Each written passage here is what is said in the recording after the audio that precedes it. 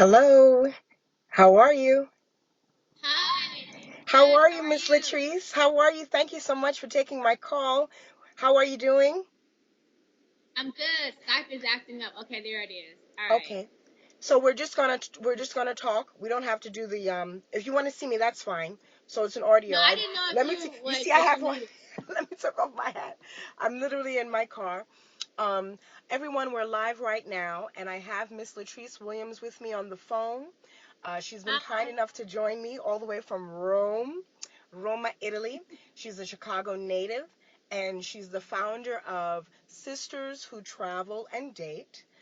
She recently packed up her puppy, her baby, her 10-year-old dog, and she's living life in Rome, Rome, Italy. So that's pretty fabulous and a pretty ballsy thing to do. You're from Chicago, so Yes. if you want to share a little bit about your background coming from Chicago and your travel experience and what you're doing now with yourself in Rome, just kind of open ended. You kind of have the floor, and I'll interject ever so often. Sure. Well, I started traveling abroad when I was in grad school. I spent a summer semester in Germany and a summer semester in Manchester, England. And at that point in my life, it was just something to kind of check off the list. I had a really good time. I met some amazing people, but I still really believed that the States had what I needed in life. Okay. I just really wasn't looking somewhere else. And in retrospect, hindsight is always 2020. Excuse me, I met a girl that summer who was from Colombia, and she's black, like black Colombian, Oh, okay. chocolate, Okay, she's yeah, a chocolate. Latina, Afro Latina. Okay. Afro Mhm. Latino, yes. Mhm. And so coming from Colombia, she was almost kind of like of the mindset that I am now when she was, 20, where Colombia just didn't offer the opportunities that she wanted in terms of the way that she envisioned her life. Yeah. And I so, have a friend who actually does some activism work in Colombia and Central and okay. South America because they never had a civil rights movement like we had. So yeah, go Yeah. ahead. Hmm. Well, I mean, she, and even there was another girl I met that was white Colombian, and she was in the same space. Like, Oh, okay. they just didn't see the opportunity of what they envisioned their life being present in Colombia. Okay. And so fast forward, I did the corporate thing. I have an MBA. I have another master's degree. I worked in all these corporations and did all the stuff you're supposed to do. And Well I just, educated. Well educated. Hmm. well, I mean, but thank you, but there's like no shortage of that. And for me, I can only speak from my experience because everyone has their own, kind of thing. It wasn't fulfilling in so many Life ways. in America wasn't fulfilling. Life here wasn't fulfilling. Well, I mean, life in America, particularly within the corporate lens, was not fulfilling for me. Okay. Um, there is this kind of narrative, like, when I was in high school, the Cosby Show was on the air, and A Different World, and Yeah. then I went to an HBCU, so I did like kind of that path, and there's like this, kind of the Black African American dream experience Absolutely. that kind of fed to you is like what you are supposed to want, have, do, be, feel, need to be happy. Yeah. And These so I was expectations. Yeah. absolutely. And so I was on, I was doing all those things. I was checking all those boxes, and life just was not happening the way that I wanted it to happen. So in terms of career stuff, I mean, I was relatively at the beginning of my career, I actually did really well.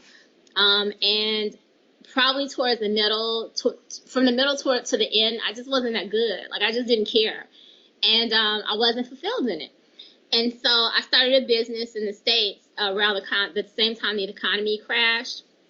So I knew that I was just restless and unhappy and all these things. I didn't know what, I didn't know what it was. So once I kind of swung around the economy thing, I still wasn't there. I was like, what is this? Like, what is happening? And so once my business kind of got into a better space and the money was a little bit better, I was able to start traveling like a Hmm. lot. And the girl that I met in grad school, the Afro-Colombiana, Yeah. she found me on Facebook. And Oh, she's wow. like, oh, Latrese, I remember you. Nice. The worst Colombian accent ever. And so we reconnected, and she never really left Europe. So she'd been living in Germany, and now she lives in Vienna. Nice. And Beautiful her place. experience was that she has a PhD. She worked at the UN, and she's a bad sister. All right. But her All right. experience in terms of what Europe was able to offer her for her life, it was just better. It was just better. It just made so much more sense. So, I started traveling in earnest. I did a couple of trips with Black Girl Travel. The owner of that business, I'm really, really good friends with. I've heard of them, yeah. Yeah, Felice Weaver. She's an amazing woman. I'm loving all these women entrepreneurs, all these sister entrepreneurs. It's so inspiring. I think the thing around it is I meet brilliant women, brilliant Black women all the time. Absolutely. And the brilliance that they have isn't, I believe, sufficiently rewarded in American society. And so corporate society, as well as relationship stuff, because that's the other side of it. And, interesting perspective, you just continue to meet these women who, it's Donald Trump is the best example of that. He's average as fuck. If you just yes, if you would fool him, this is not, aside from his political crap, which is, absolutely. He's not the brightest apple in the bunch. Absolutely. Yeah, if you cheated off his paper in school, you would have failed. Absolutely. It's just average. Indeed. And so, but that, you ask any woman of color, not just Black women, but Latinas or even white women will say this. There are so many men that have done incredibly well with very minimal talent, intelligence, skill, whatever. Because of patriarchy. But then all these things, but when you meet a Black woman, she can do quantum physics in her head, and that woman is a chief, like an analyst or something, or absolutely. she's never very seldom. And I have met women who have climbed to the top. And I'm gonna say this too: most of the Black women that I know who've really done it in corporate have a particular look. Really? It's almost. This is just an anecdotal thing for me, and other people will say they disagree. But they tend to have more of a white, Eurocentric look. At least in my experience, and there's just not 100%.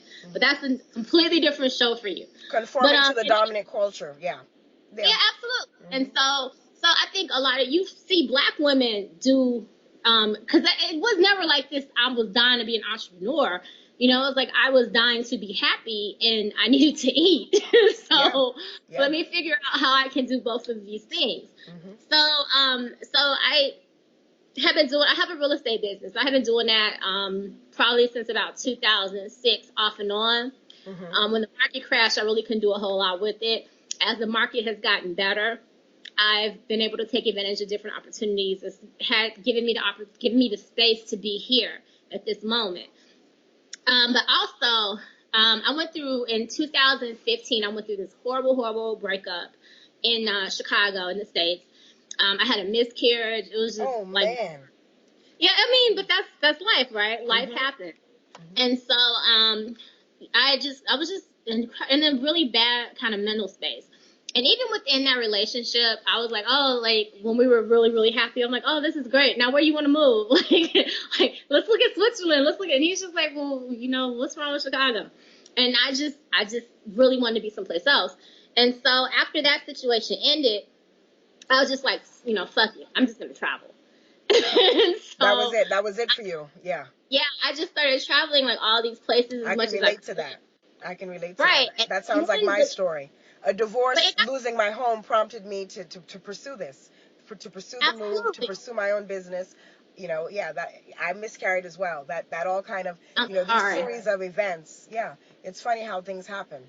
I can relate. Well, the reason I'm the sisters who travel and date, how that kind of came to be was that, and during all of this travel, and I hadn't really been with anybody since my ex-boyfriend, and I was just just traveling, And when I went to, on a whim, I bought a ticket to Oslo, Norway. Oh, wow. I was just, oh, I'm gonna go to Norway. And so I was there for like maybe a day, and it was gorgeous. I mean, it was like, it's a beautiful, beautiful country, beautiful city in Oslo. And I was like, man, I'm lonely. You know, this is this really amazing experience. I don't have anybody to share it with. So I was like, let me just get on Tinder and see what happens. Oh. And so I Tinder started. is a dating site, for those that don't know. It's a dating app. Right, absolutely. It's like if you're living under a rock. Yeah, right. And so while I was on Tinder, I just met so many just amazing men. It's a paradigm shift, because when you're in the United States and you're a black woman, particularly when you're a black woman who doesn't have this kind of, I say, the NBA player wife look. Yes, if you're ma'am. not, 110 pounds with, 50 pounds of hair on your head and some lashes and some nails, and Yes, you're ma'am. not, damn near white, Yes, just like ma'am. a tan, Racially black, ambiguous. Yes, ma'am. right, the other myth. Yes. And if you're not like super thin, or with the Kim Kardashian kind of starter pack body, she bought her. She sure like, did. She sure did. And if you're a black woman that doesn't fit into that narrative, no one has to tell you this. You turn on the TV and it's like you don't exist. Yes, You don't see women that look like you. They definitely aren't being chosen by, honestly, black men. I felt like, especially successful black men. And well, Kanye said it. What did Kanye say? When I get on, I'll leave your ass for a white girl. Okay. And then honestly, that was true. I went to the black colleges. I went to National Black MBA, conferences all the time. These men didn't pick us. They didn't pick me. They didn't pick women who looked like me, and I'm not that woman who's like, oh, I hate black. No, you do you. If that's what you want, if that's what makes them happy, they should go get it. But I think, and part of what my mission is and what I want black women to see is that you don't have to wait for these men to choose you. If they don't want to choose you, that is an absolutely okay thing to happen, because there are all these men out here who are dying for you. Amen. Go where you are celebrated and not tolerated. Absolutely. Absolutely. That's Felice says that. But and it's so for me, when I was doing this kind of travel thing, I was meeting all these guys and I was hooking up with people, like, just going out on a date, having a great conversation, having dinner, having drinks. And it was just like this release, and you get this validation of, oh my God, there are all these people, all these men out here who are successful, who are attractive, who are interesting, that love American black women. And it's a whole new world. It's a whole new world. Right. I don't have to sit at home on a Saturday night if I don't want to. Yeah. There are a million men that would love to take you out. Exactly. And so I was a lot of sisters they're realizing that now, but many of them that I know don't realize that. They pigeonhole themselves to waiting on this perfect man or perfect brother, and he's not coming around for whatever reason. You're lucky. Some sisters I know, you're lucky if you can get a coffee date. Seriously. Well, I don't feel like that, because I live in Europe. I can go out anytime I want to. Yeah, in the States. Yeah, in the States. Absolutely. Yeah. When I was in America, and my ex-boyfriend was not American and he was not black. Okay. And those types of guys just weren't choosing me. They just were not. And there's this narrative in the United States of kind of that struggle love that, you meet a lot of, or at least I've met a lot of black women who are either, they're incredibly successful or moderately successful. And, people are just like, pick any dude. Doesn't matter if he's been in jail, if you're a PhD and he's never been to college, or if he has 6 kids and you have none. Like that equally yoked thing is not, we're being sold this bill of goods that it's not important. And it pisses me off because, like, if you sat down with a Jewish girl and told her, it's okay, you don't have to marry a Jewish doctor. You could marry, some Jewish dude out there on the corner who has a dream. And, not gonna happen, Captain. Her parents would punch her. Like, what? Like, stop, shut up. No. It's just not an option. No other woman, no other race of women are told that that's acceptable. That we should just aim incredibly low, that we should set our standards in our, the things that will. As long as he has a heartbeat. Girl, if he didn't even have to have a heartbeat. If you just, you give him a pacemaker and make it work. Like, we're just supposed to expect anything. It's true. And it's not just about his financial status, which is important. People want to act like it's not. Like, you can't pay any bill with love. Like, if the lights are about to get cut off, you can't call the electric company and be like, but I love him. Can you keep my lights on? I'd be like, fuck you, no. The lights are going off. Absolutely. So money is incredibly important, but it's not just that. For all these reasons that are, again, another conversation, I think America really breaks black men, and they do in many places, but the African-American male experience is challenging. It And whatever very much so. Yeah, some dudes have a lot of issues. I get it. But they then take that pressure and that weight and those challenges and put them on the women that are in their lives. So then those women are dealing with issues and stresses and strains that other types of women don't necessarily have to deal with. And I don't think that's acceptable either. Like, I get it. You have challenges, you have stress, but I don't want to unpack your stress with you. That's your personal walk. And so I was in, I kind of gone through this dating frustration in the States, and I was part of this travel group on Facebook, and it's really, really big. And I kind of shared my experiences traveling and dating, different types of men in Europe.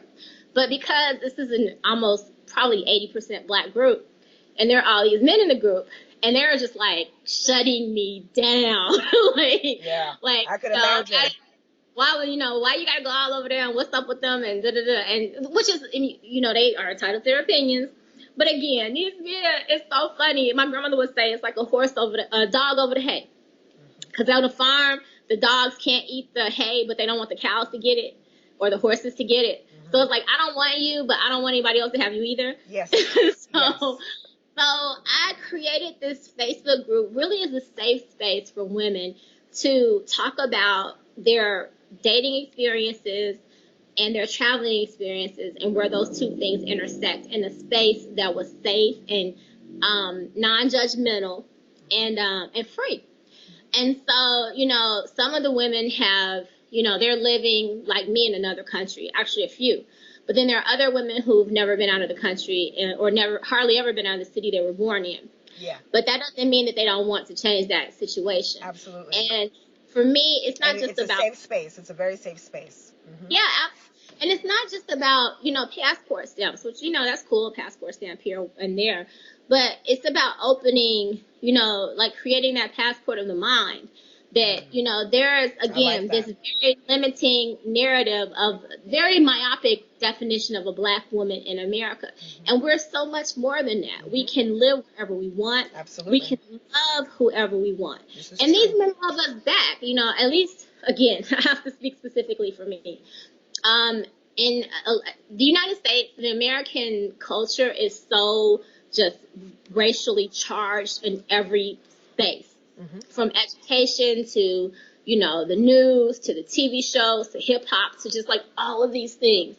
And when you are with a man who was not born in that environment, and he's not been inundated with those messages for decades, he's in a different mindset.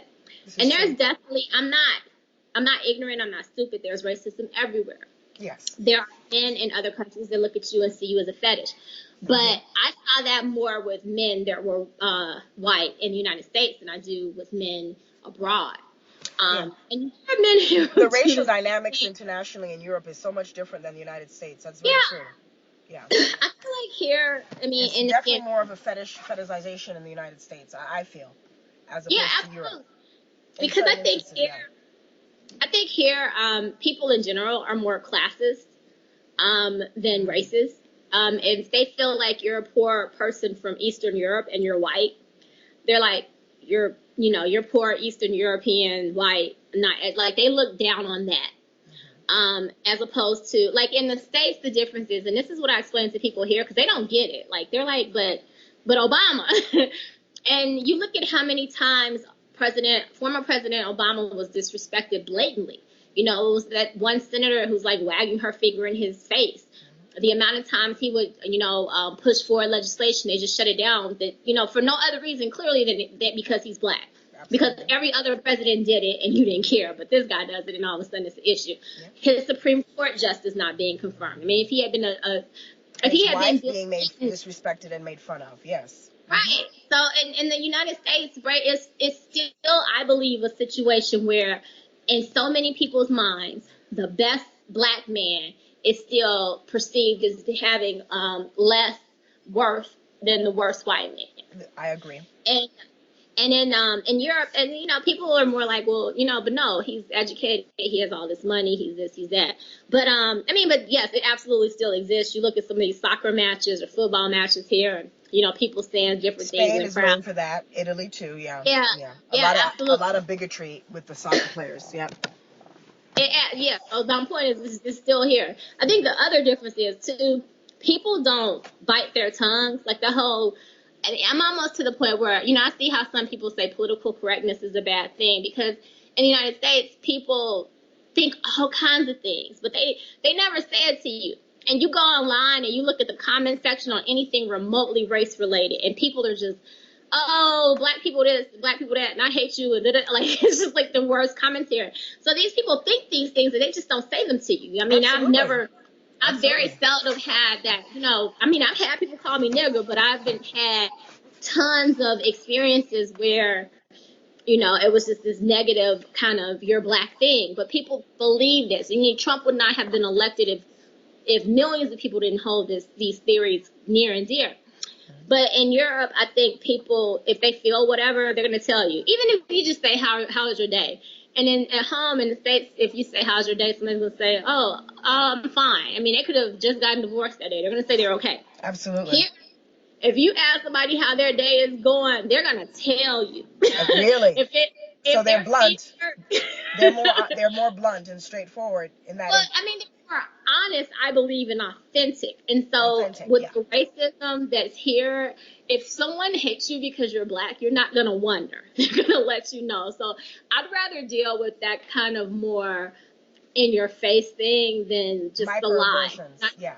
Right. And I think in the States, it's a lot of just like lie. It's not, people say they love you. Oh, I have black friends and all of that. But then you look at, like I said, any article remotely related to race and all of the comments and how racist they are and how hateful they are.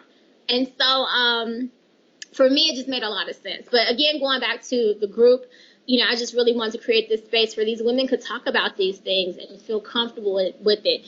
And, it's kind of grown and manifest into all of these different things.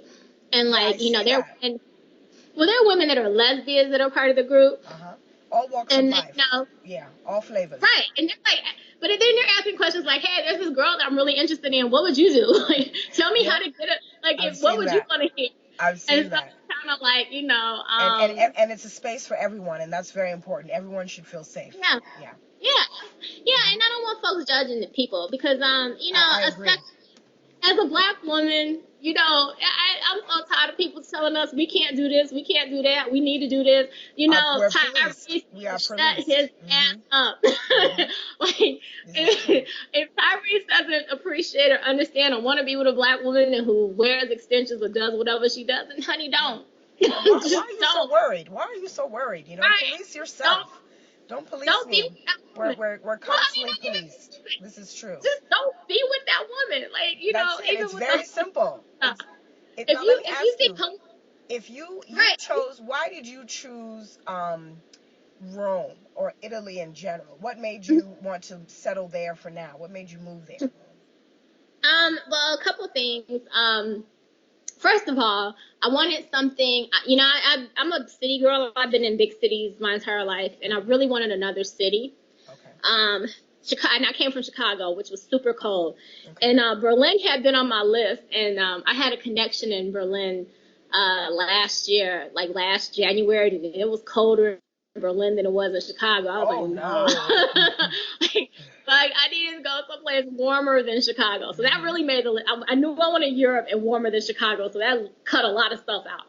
Okay. I was considering Barcelona.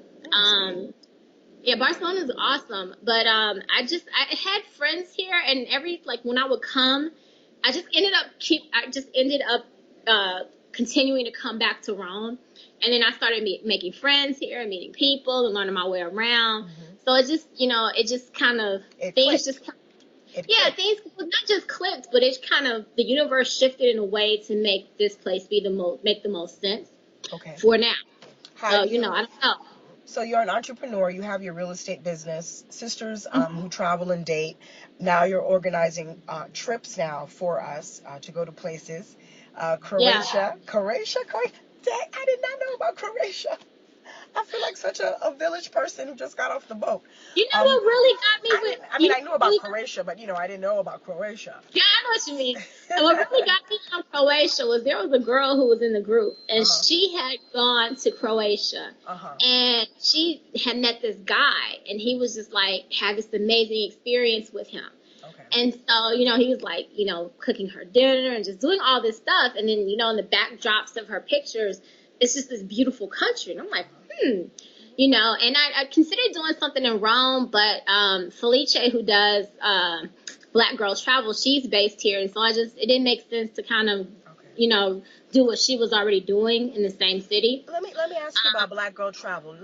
Does, I read an article maybe 2 years ago in Essence about a sister who does tours to Italy. Yeah. And she has one or two assistants that were from Miami, Florida. Is that Black Girl Travel?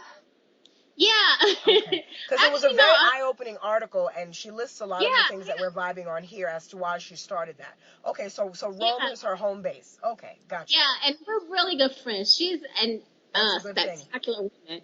And so, it was kind of challenging because I wanted to do something slightly different from what she's doing. And it really didn't make sense, like I said, to do it in the same city.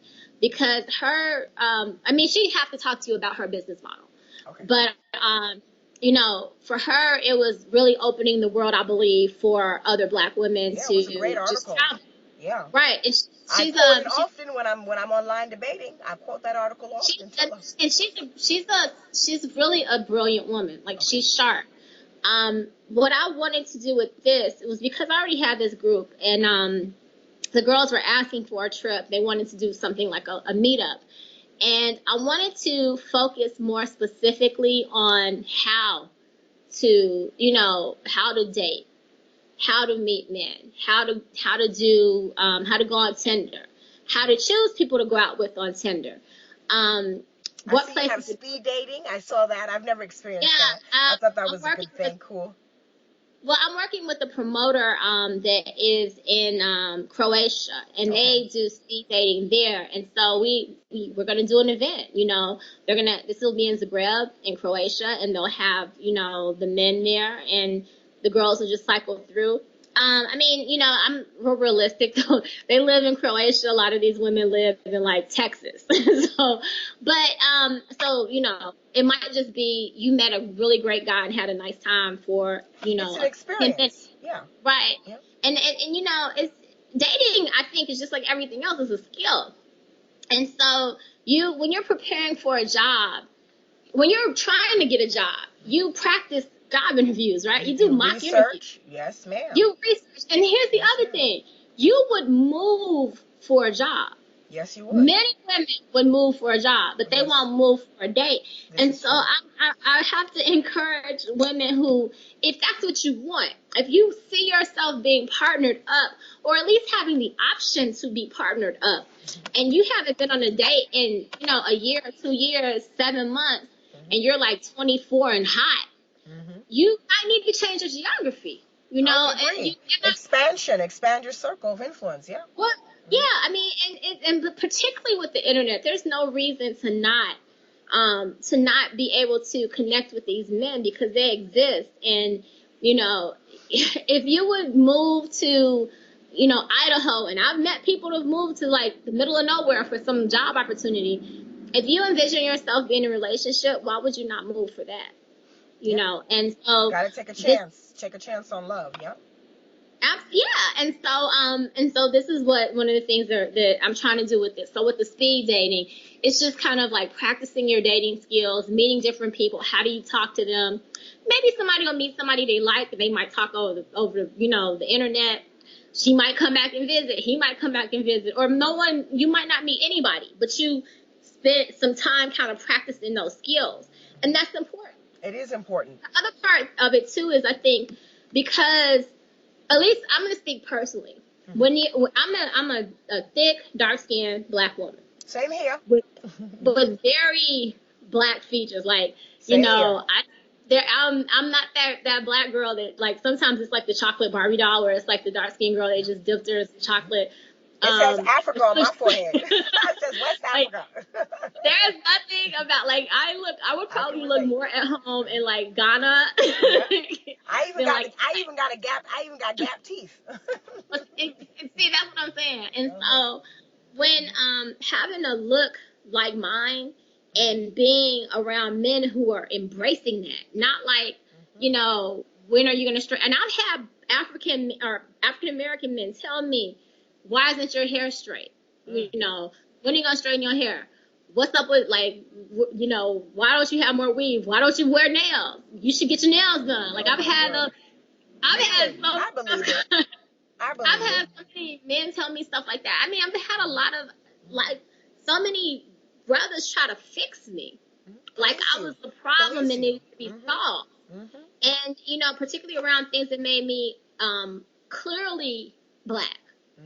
And again, like, if that's what that guy wants, go get it. But to be in an environment where men are going to not only appreciate the things that make you different, the things that make you black, but embrace them and love them. And so that's kind of what, with the Croatia trip, wanting to get women in a room where I know these men are, the organizer knows everybody's going to be black. So if you're not into black women, you're not going to be in that room. Gotcha. But, and I just like the confidence that comes from that. But even, and what I've said to women too, is you got to know your audience. And I think sometimes we do a really bad job of that. And let me explain. Because, like, if you're a really heavy-set black girl, yes, there are certain men who love that, who are just like, that is the thing for them. Yes. Now, if you're running around Hollywood looking for that dude, you're not gonna find him. This is you're true. You're probably not gonna find him because LA has a very specific type of thing that the men. I mean, it sells what it sells. It is what it is. Right. So, but who does like that? African men love thick women, especially if you're like a thick, light-skinned girl. They love you. So be in that room, or men from the Caribbean like that, be in that room. So to continue to put energy into men who absolutely have no interest in you is just stupid. It is. So that might mean if you're that girl, you might want to spend some more time in South Africa. You might want to spend some more time. We're planning to work with another group and doing a trip to Nigeria next year. Oh, wow. Yeah. So I think that group. Them women gonna get married. They better get engagement rings out. Let the family know. Them men gonna marry them. That's a wrap. You go to Nigeria. I'm very impressed. Sisters who travel and date. I'm very impressed. I do an asterisk with places like that, like Nigeria or Dominican Republic. One of the things I like about Europe, for the most part, is they have a good economy, So if you meet a guy here, generally it's like, do you like him? Does he like you? It's, there are other things at play, but he doesn't need your passport. He doesn't need Mr. Green Card. Right, he doesn't need a green card from you. Yeah. But when you meet a man in, you can meet a man in Nigeria, but he needs to be professional. I mean, he needs to be in a position where he doesn't need you. Yes. Because I think it's easy, like Morocco or Dominican or some of these places where they have interesting kind of economies, you have to be cognizant of what his real motive is, because he might be telling you how beautiful he thinks you are, but that might not be how he really feels, and you have to question sometimes their authenticity. Absolutely. If they have a possible ulterior motive. And so I know that very well. I know that very well. Because I mean, because of immigration, there is a surprising amount of black people in Europe. In Italy, it's hard to find black people that unless they're African American, I mean, it is what it is. It's hard to find as many Africans, at least that I've come across, that are financially successful. This is racist. This is super racist that they do here. A lot of the stores have black security guards, and they're not even like big guys. I'll just be like, he's just black. Come on, let him be the security guard. So Italy doesn't really give immigrants from wherever they're from as much of an opportunity to kind of progress in life. But then Italy and Spain are pretty terrible. Yeah. Well, and their economy for the people who are from here is bad. You see a lot of generational wealth. Yes. It's not a lot of new wealth being created, and so that's problematic. Like that's their country's issue. But in terms of the ability to, and they see immigrants as encroaching. Yeah. Mm-hmm. Well, and then, but the kind of, this sounds horrible, but after all the terrorist stuff that's kind of happened globally, this is like the worst joke, but it's like black people have moved up a kind of like a rung on the ladder. Like people that hated, that really, really hated black people, they still hate us, but they hate us a little bit less than they hate Muslims. Gotcha. And so it's like we still get a lot of the issues, but like they're checking for that first. Gotcha.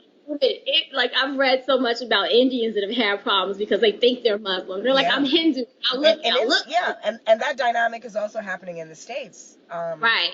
The assumption, if you're Asian or Arab looking or Indian, the assumption is that you're Muslim and you're get out of my country. And so, but that's kind of changed our experiences abroad slightly because they're less inclined to be as hateful. I've had white Europeans say things to me like, "Oh, these Muslims." I'm like, what? I guess just 5 years ago to be like, "Oh, these blacks," but now it's like, "Oh, these Muslims." But it is what it is. But it just kind of it gives everyone a perspective, a global perspective in terms of like kind of where they are. So I encourage women to just travel and see all these places and be willing to date whoever, wherever. Just know what type of woman you are and what type of men are interested in you. Okay. And what that man would, what a specific man would want with you. Is it purely physical? Is it, a mental, spiritual, complete connection? Or is he trying to get a green card, These are important things to know. Yeah, absolutely. It's very important to know. So this is the caveat that you have when you're basically going to places where the economy is not as developed. Yeah, well, I mean, it depends on what you're looking for. If you're looking for, some women just want to hook up. And if you want to hook up, take your butt to, Morocco and get you a fine Moroccan and have a great time and get your butt on the airplane and go home. That's true. But if you are looking for a relationship or somebody that you can possibly build a life with, I think you have to look at somebody who, regardless of where you are, has the financial capacity to do that. Absolutely. Although if you're just that woman who just has her money together and you're like, I don't care, I just want a man to treat me right, then that's a different thing. And but not to gloss over that, really women have to decide what they want, not what society tells them they should want, not what their mother told them they should want, or what they feel like they should check this box, I'm at this age, I should have this. But what really is it that you want? And what is it that you want in a man? What type of relationship do you want? How do you envision that looking? And once you kind of figure that out, I think you can walk backwards and get there pretty, not easily, but much more kind of sure-footedly, because you know kind of what you're going for. And I think that's something that we don't always do. I think that's brilliant. I wish you success. Croatia will be the inaugural event, yeah. I should say. So Croatia, and when is the Sisters Who Date and Travel Croatia event? Next year? Well, this year, August. Actually I'm doing 2 trips. I decided to do 2 small trips because I wanted to do 1 trip with like 30 people, but I wanted an intimate experience. And so each trip is capped at 15 people. I like that, like a boutique event. Very good. Yeah, well, I kind of want it to be more like a retreat. Like I want, almost a global slumber party. I want women to be able to, talk about things and have some type of bonding with each other, but then also to spend some time kind of doing some internal work about, what is it about me right now? Like, am I ready completely to be in a relationship? Am I in a space mentally to be somebody's partner? And I think, sometimes, and there are a couple of married women who are coming out, and sometimes it's good to be around people who have made it work, so that you can see kind of the best practices and what you should do or shouldn't do. And then the other part too, and always people, like, especially brothers, want to come back and say, oh, you're trying to get these girls to date white guys and blah, blah, blah. And that's just not the case. But the other thing about it, I don't know why people always assume interracial dating means white. No, it doesn't. But go ahead. It means anyone, to me, being human. If you're an HR manager, you're supposed to look at every applicant. Like, you're not supposed to just say, I'm only going to hire this certain demographic, because then you're limiting yourself to all the other options that are out here. But even if you only date that guy who was like that perfect black dude, if you only date every character Morris Chestnut has ever played. Very good analogy. And when you meet that guy, you meet like one every 18 months. But you haven't been out. Yep. So when you meet him, you are so desperate. You horny. You come across as desperate. You're like, you have like, order cocktails and you're picking out engagement rings and like, half the night in, he's completely turned off because he smells your desperation. Yes. But when you open yourself up to dating all these different types of people, you're not as pressed. And so when you meet that guy, you can play it cool. You could call him back when you feel like calling him back, because there are all these other men calling you. Yep. So it just takes the pressure off of that one guy. So that maybe when you do meet, somebody like that, if that's the type of man you envision yourself being with, it's not like you haven't, kissed somebody or been out on a date in 16 months. And he's literally all of your eggs in that one basket. You're but right. Then also, you're so right. You'd be surprised at what type of man you would be attracted to. Like, really. That guy that you might be going out with just thinking he's a space filler, that might be your husband. Because, it just depends. I think, it's great when a guy's attractive. That's wonderful. It's great when he's rich. That's wonderful. But as hopefully we age, it becomes more about, I've read what this girl said before, what that soul do. And I love that.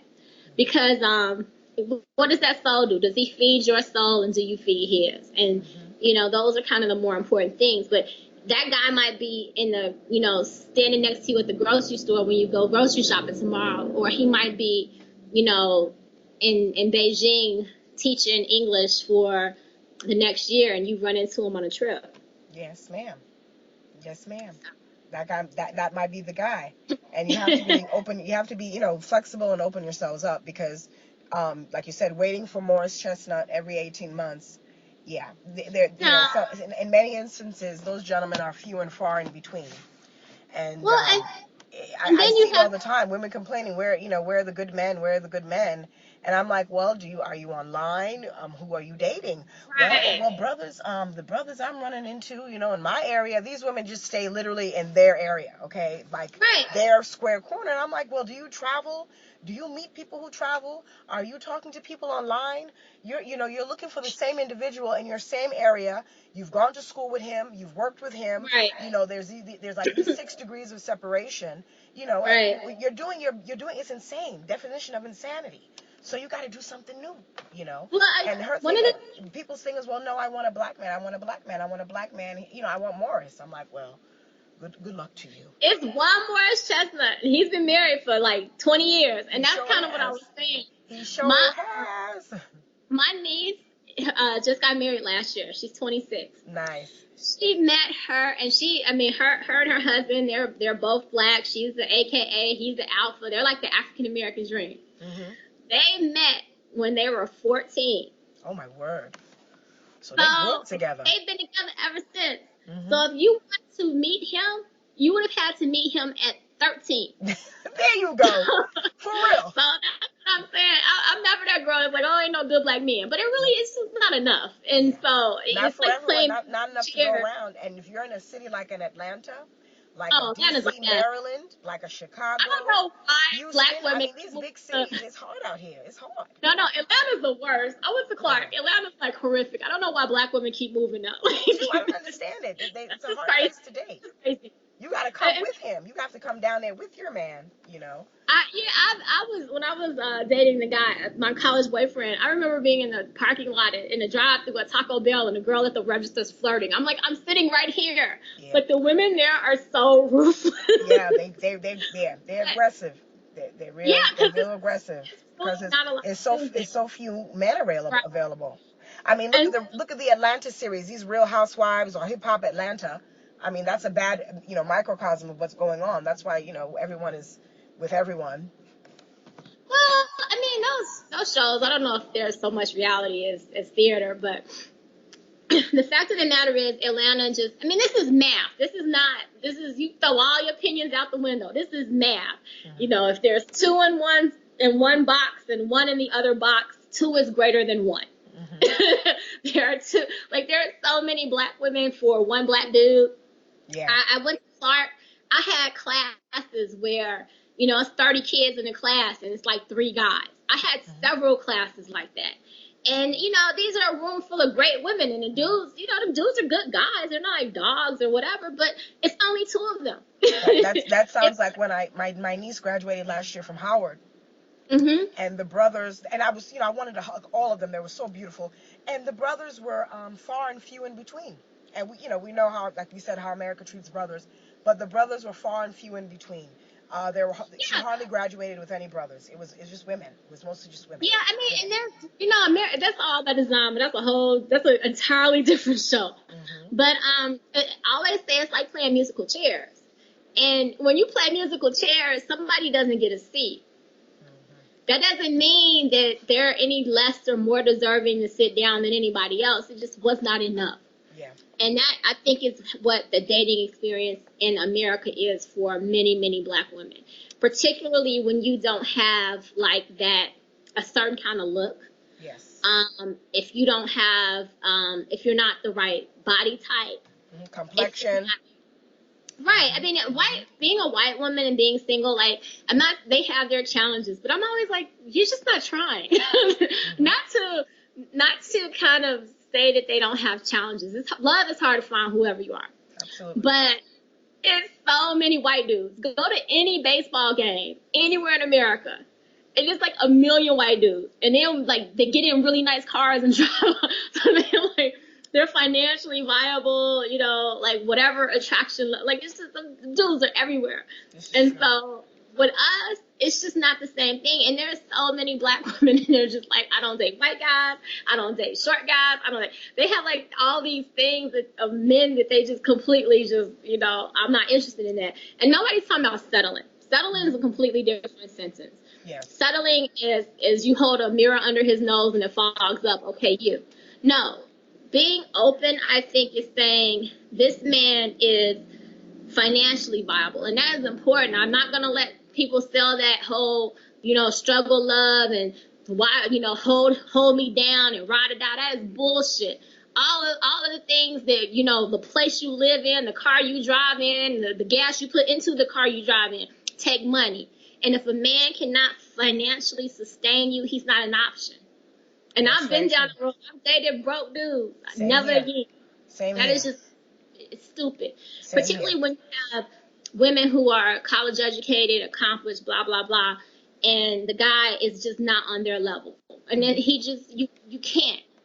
So when you come into a situation where a man is financially viable, but he might not be quite as tall, or he might be a different race, or he might live in a different country, or he might, he might be bald. Just something that you didn't necessarily see yourself being with, is an option, or even, I think blue collar brothers are like, there's a girl that used to do my hair back when I used to wear extensions back in the day. Mm-hmm. And she used to tell me that of her clients, all these black women, and she used to do, like, the shop that she worked at was the same shop Michelle Obama used to get her hair done at. So these like posh black women. Mm-hmm. And so she said her clients that were the happiest, because you sit down in the chair to get your hair done, you tell your life story. Absolutely. And she said her happiest clients were either married to white men or blue collar black men. She said they had kind of stress. Yeah. Like if you're married to like a black doctor, like Claire Huxtable was happy, but Bill Cosby's wife had a lot of problems with Bill. So this is true. But just being open to kind of that kind of blue collar men make really good money. Oh, like, honestly, it's a profession. Once you're about your business, yeah. You're doing it legal, you're successful. You don't have to have a white collar, yeah. I mean, bus drivers, garbage men, absolutely. They make really good money. Yeah, my ex-husband is a heating and cooling technician. I put him through school. He's doing very well now. He's doing very well now, but I know that, that was a good career choice for him. He's from Ghana. Mm-hmm. And that was a good career choice for him, and he has a very stable job, very stable career that he has. Well, he can work just about anywhere. Huh? Those people paying cash. I'm sure he was really doing well.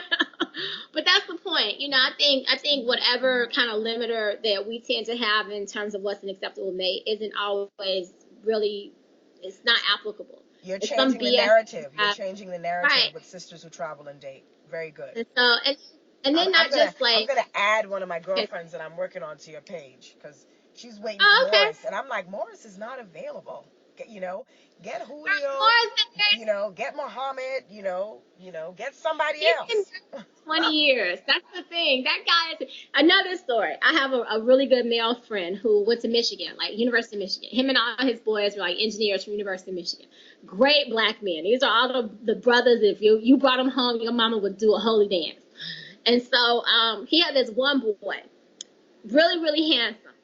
And so every year my boy would have his birthday party, and all his friends would come down and they have like this big thing.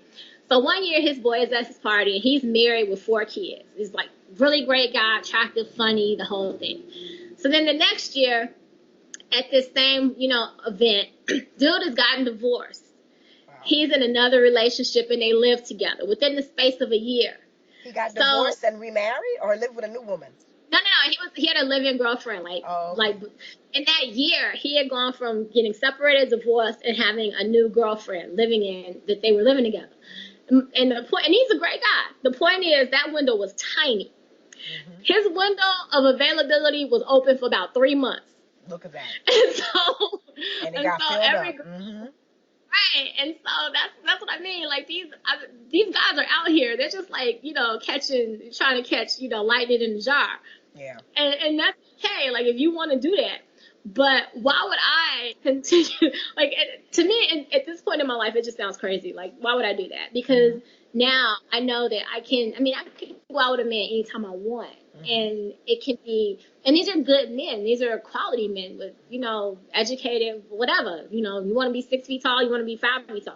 Absolutely. Although Italy has a lot of short men. Are they short? Are they short? Yeah. Okay. I mean, there's a guy that I'm dating now that is about 6'2", but that's rare. Oh, it's lucked rare. Out, girl. You lucked out. Doing good. It's incredibly rare. Most of them are very short. But there are taller men too. It's not all of them. But Croatia, they're really tall. Like they're really, really tall. I think a lot of them, like Croatia and Serbia, I think are some of the tallest people in Europe outside of the Nordic countries. Players, Okay, so there's some basketball players. Yeah. I'm telling you, I'm discovering a whole new world in Croatia. So you're happy in Italy? I am. And you're able to still work for yourself. So you're doing the entrepreneurial thing. So that's a good thing. Yeah, I'm working on this business. I'm actually growing the website right now. Okay. Working on getting that 100% finished for the blog and doing some writing and stuff around that, talking about my experiences and some of the things that I recommend in terms of dating. And I'm not an authority. I just do stuff. I'm not when I learned how to drive, I was just like, I haven't driven on the expressway. How do I drive on the expressway? It's like, you just got it. And I was like, okay. And he's like, not with me in the car. But Hilarious. you just have to do these things. And then, sometimes you're right, sometimes you're wrong. Hopefully when you're wrong, you learn a little bit and you do it better the next time. So being here, right now, it's just the best thing in the world. I love the people. I love the energy. I feel like people are really nice to me. Other people might not feel that way, but being a Black American woman here, people just talk to me all the time. I have my dog, and so they love him. If we can't walk down the street, sometimes people are stopping me to pet him and talk to him. Good. Good. I meet plenty of guys, like plenty of men. Like you would never think, like there's a time in my life where I'm just like, I don't even feel like being bothered tonight. And if you told me that 5 years ago that there'd be this time where, they're just gorgeous men that are just like, hey, can I take you out? And I'm just like, no, I don't feel like it. I'm tired. But that must feel really good to be appreciated for just who you are, the way you are. That's a real, and we need that. We need that because when there's erasure here, like you said, it's erasure. I'm in the supermarket, I'm standing at checkout, and I do this thing where I'll look at the magazines and then I just turn my head because no one in there looks like me, remotely like me. I'm not in the videos. There's a few instances where I'm on television, but not really. So you're creating a new narrative and you're creating your own. You are starting your own lane. And I hope more and more women, trail that path behind you because it's a thing where you just don't feel. I went to Miami. Let me give you an example. I went to Miami with my daughter, and yeah, like nobody was looking at me in Miami, and we were there for a couple of days walking back and forth. We did a lot of walking because I never called, and nobody was looking at me in Miami. Well, my half sister used to live in Miami. I spent a lot of time there, and yeah, Miami's hard. But it's funny. I have a girlfriend. She actually just moved back to the States because she had been in Rome for 5 years, and she has 2 kids. She was homeschooling them, and so her son wanted to spend this was his last year of high school. He wanted to spend it in the States, so she went back in September. So he's graduating in a couple of months and going off to school. So once that happens, she's moving back. I know that's right. But when she lived here, and her son got into all these schools and got scholarships and everything. So people so Italy was good to him. Italy was good to him. Well, I mean, not just that, but it was she homeschooled. She put a lot of effort into making. Oh, she homeschooled him. That's right. Yeah. And so, but at any rate, when she was here, she was dating this guy, and so she had some girlfriends coming from Orange County. And so Orange County, California. Right. Mm-hmm. Right. And so the guy she's seeing, he's like, oh my God, that's great. Your friends could come and they could meet my friends and they could be friends, like the Puffy video or, Big Papa. And so her friends come, and so her friends were white. And so his friends were all disappointed. Oh, really? Like, they assumed that they would your be friends black are white? like her?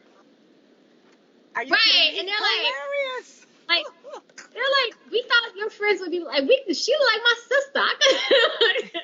I could get an Italian girl like this. Like, why would I date this girl?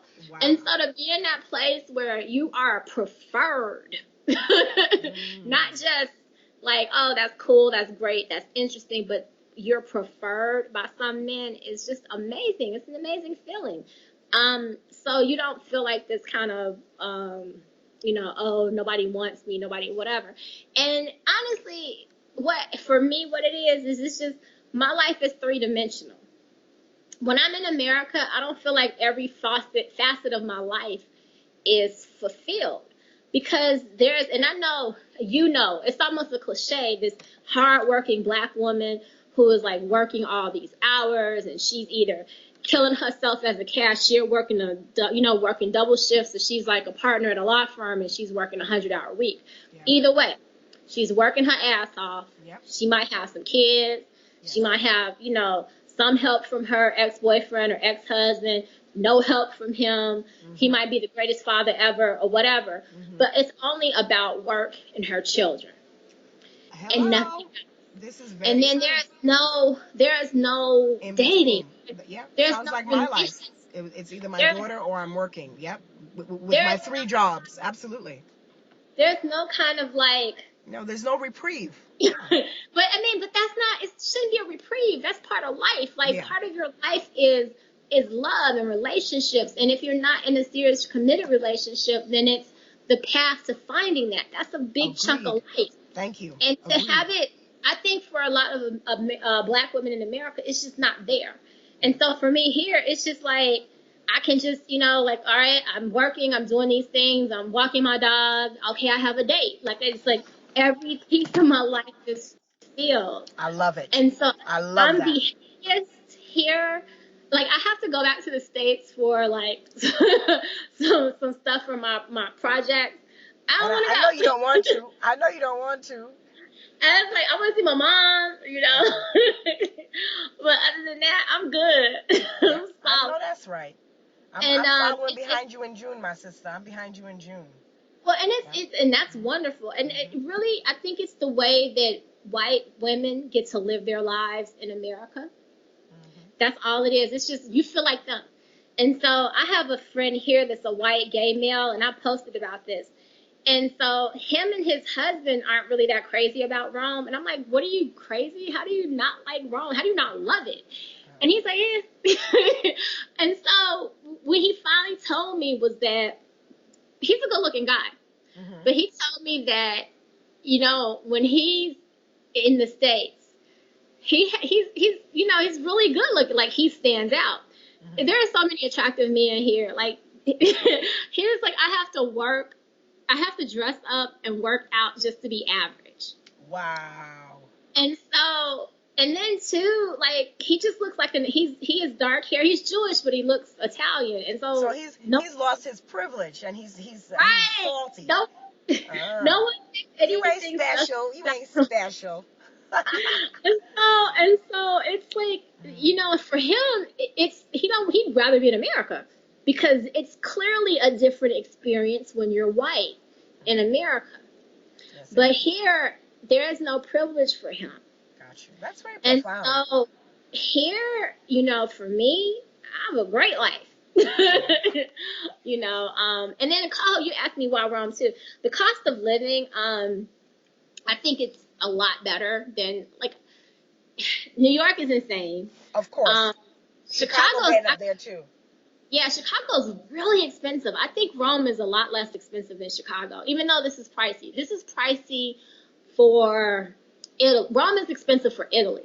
Okay. But for this is a city of 3 million people in a beautiful, gorgeous city.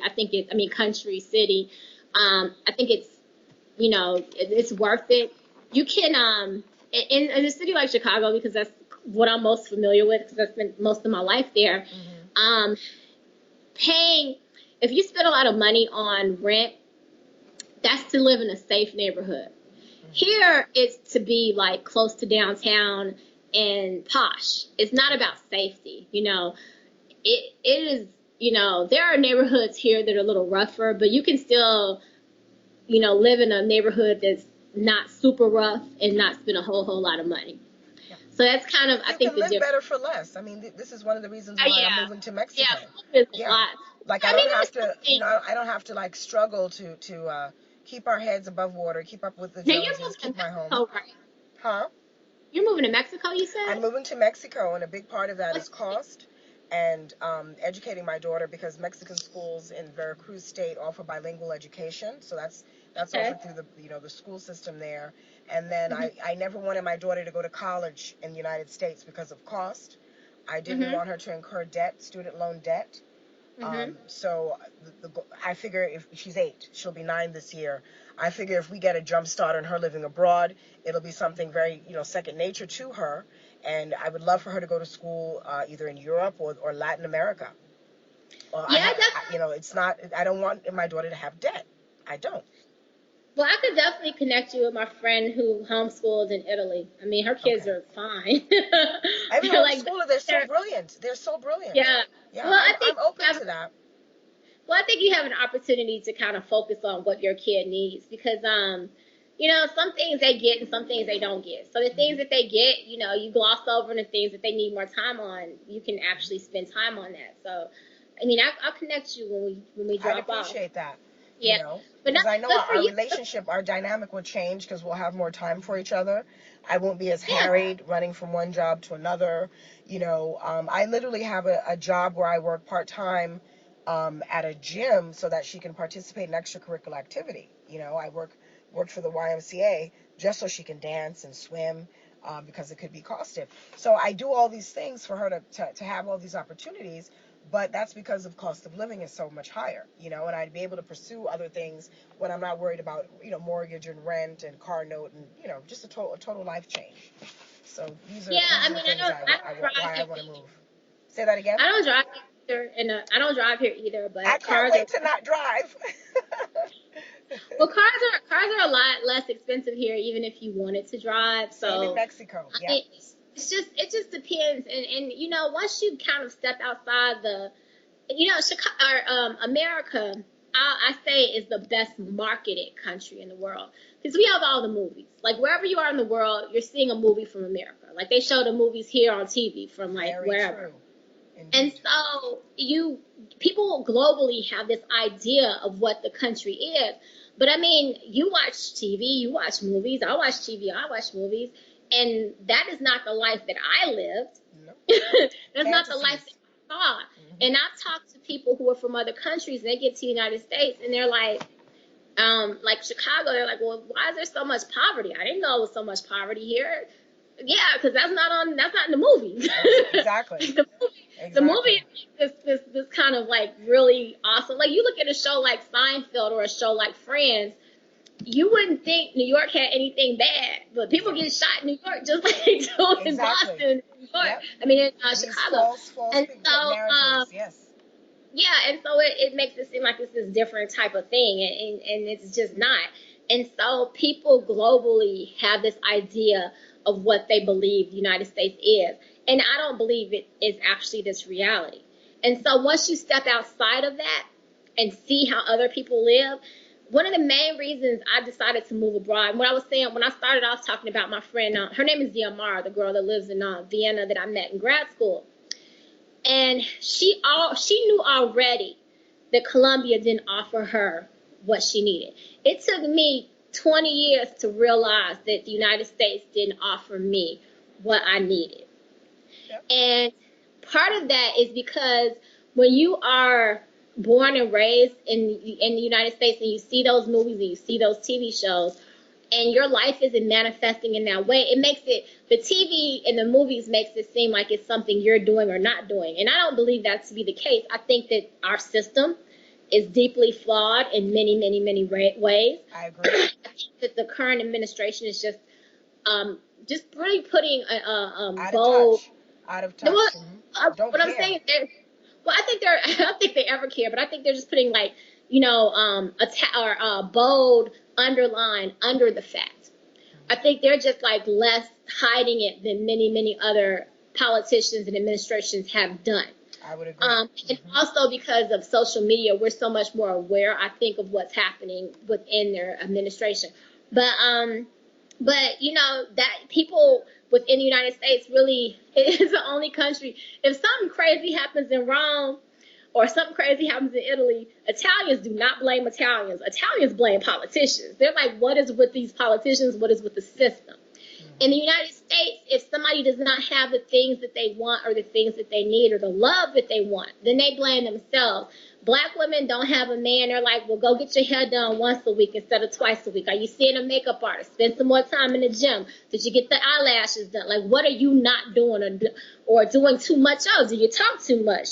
Do you not cook enough? Like, it's all these things about her, as opposed to the fact that this system is rigged for black men to fail, for you to only be interested in black men, for no other race of men to have as much interest in you blatantly. You are saying so much right now. So many gems. So many gems. It makes it seem like you are not, like it's your fault.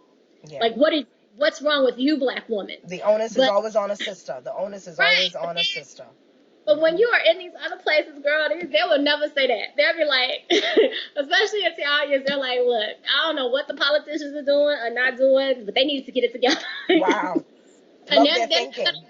It's a different value system. Oh, yeah, absolutely. Yeah. And this country is probably one of the most socialist in the world. Like, this is very socialist here.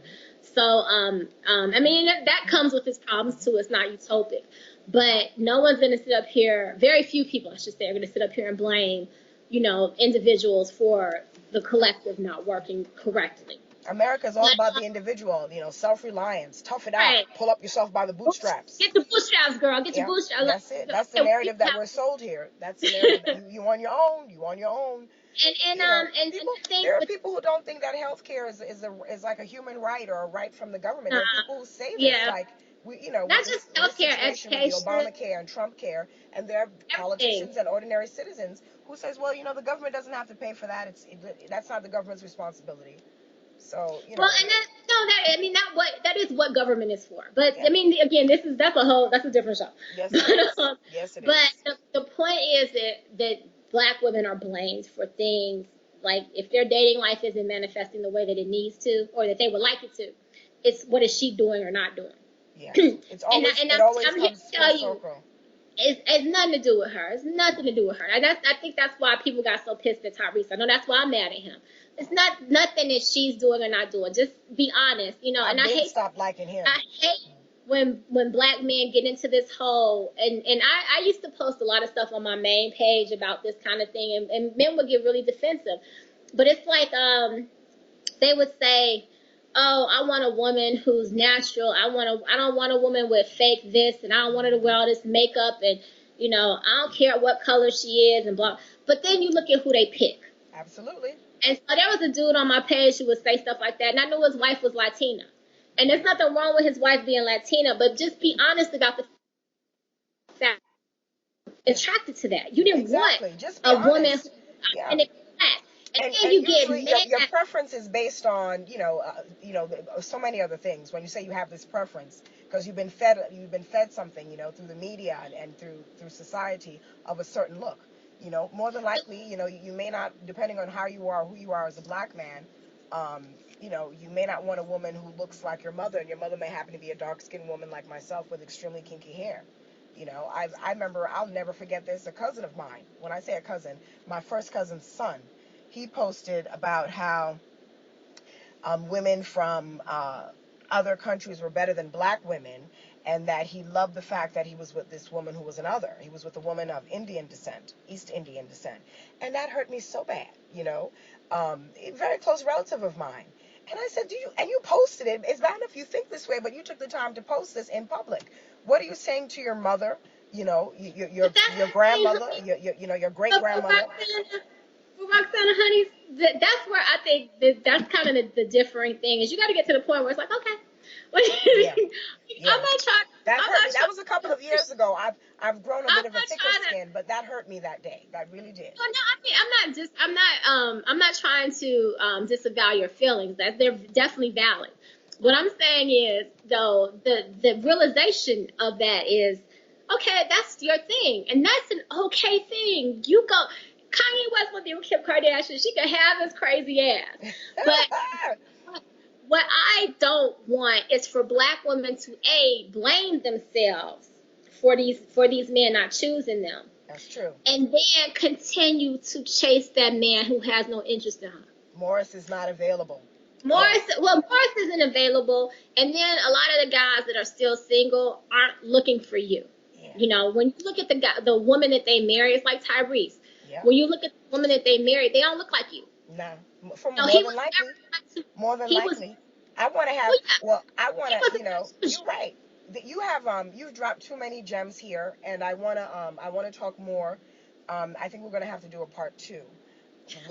We'll get it together. Okay.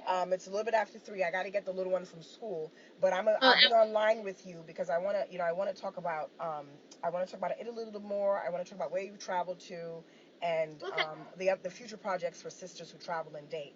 Because I don't know if, as people may know, me and my daughter are moving to Mexico and beyond. And I'm a single woman. I'm a single Black woman. I have an 8-year-old daughter, and I want to talk to other people that travel, other women that travel, other men that travel, who are Black or people of color, who are entrepreneurs, who are pursuing all these businesses in this digital space. So I want to talk to you again, Latrese. Thank you so much for your time today. No Remember, worries. she runs the page Sisters Who Date and Travel. She's a sister from Chicago. She now lives in Rome. She calls Rome home, so she made that smart move. And she's boutique tours, small tours right now. Her first tour will be in Croatia. She'll have some speed dating and different events. But we're going to come back, okay? So we'll talk soon, Latrese. All right, no worries. Thank you. Thank you. Bye-bye. Bye-bye.